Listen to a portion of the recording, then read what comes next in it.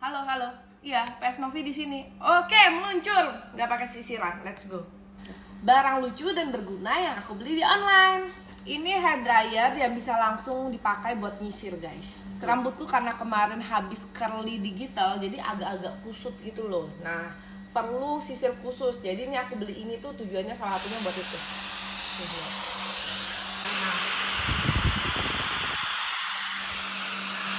Jadi walaupun rambutnya keriting itu nggak bikin kusut karena ada ini.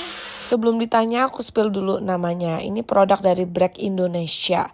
Dia memiliki 3 jenis kecepatan dan level panas. Dan bisa auto dingin by the way. Terdapat 2 aksesorisnya, yaitu ada diffuser dan juga nozzle. Masangnya juga gampang karena ada ikatan magnet gitu. Jadi tinggal dicantolin aja. Terus udah dapat juga penahan untuk taruh di dinding. By the way ini suaranya nih, kalian bisa denger sendiri. Ini walaupun kecil-kecil dia cabai